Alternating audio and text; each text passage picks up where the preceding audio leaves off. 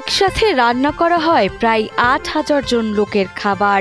৬০ বছর ধরে প্রতি রমজান মাস ও কার্তিক মাসে আয়োজন হয় এই বিশাল মজলিসের। বছরের নির্দিষ্ট ২ দিন সকাল থেকে সন্ধ্যা পর্যন্ত চলে হাজার হাজার মানুষের খাওয়ার হিড়িক।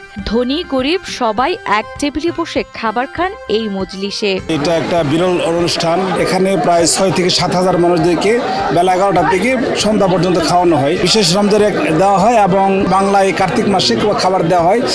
এখানে গরিব ধনী সকল শ্রেণী সকল পেশার মানুষ অংশগ্রহণ করে, স্বতঃস্ফূর্ত সকলে আসে এবং সকলে আনন্দ উপভোগ করে। ময়মনসিংহের ত্রিশালের ধানীখোলা ইউনিয়নের দক্ষিণ ভাটিপাড়া গ্রামে চলে এই হাজার হাজার মানুষকে খাওয়ানোর কর্মযজ্ঞ।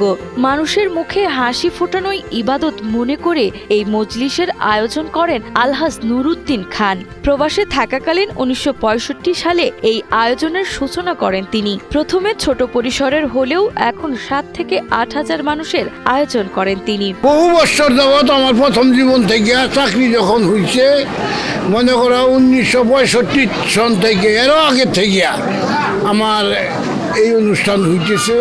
ত্রিশাল, ওই দিকটা ফুলবাড়িয়া, ময়মনসিংহ সদর, এই এলাকার যত পাড়া প্রতিবেশী আত্মীয় স্বজন যারা আছে সবাইকে দাওয়াত দিই আমরা। প্রত্যেক বছরই আমরা ২ বার করি, মাহে রমজানে একবার আর একবার কার্তিক মাসে। ভাত, মাংস, ডাল ও তরকারি রান্না করা হয় এই অনুষ্ঠানে। আশেপাশের কয়েক গ্রামের চেনা অচেনা ও নুরুদ্দিন খানের আত্মীয় স্বজন সবাই আমন্ত্রিত থাকেন মজলিসে। কেউ দাওয়াত পেয়ে, কেউ বা লোক মুখে শুনে বাড়ির সবাইকে নিয়ে হাজির হন দাওয়াত খেতে। ধনী গরিব, শিশু বৃদ্ধ, মুসলিম বা অমুসলিম সবাই সমানভাবে অংশ নেয় এখানে। স্থানীয়দের মতে এই আয়োজন নজিরবিহীন। দাওয়াতটা খুবই ভালো, প্রতি বছরও এটা খুব সুন্দর।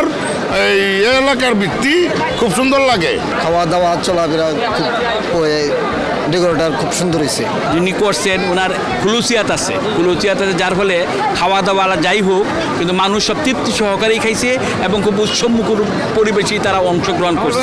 সুন্দর আয়োজন করছে, এরকম আয়োজন কিনো বেড়ে খাওয়া না, যে প্রোগ্রাম করছি এরকম প্রোগ্রাম কিনো বেড়া করে না।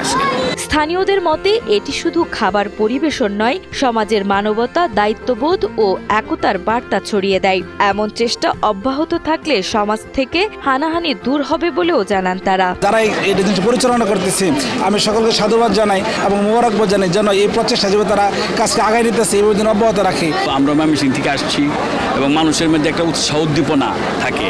আসলে সামাজিকতা তো এইটাই, মানুষ তো এগুলো এখন বন্ধ করে দিচ্ছে। এটা খুব সুন্দর একটা জিনিস আর কি, যেরকম যদি সবাই এরকম করে তো এরকম সমাজ থেকেও এরকম হানাহানি এরকম সব দূর হয়ে যায় আর কি।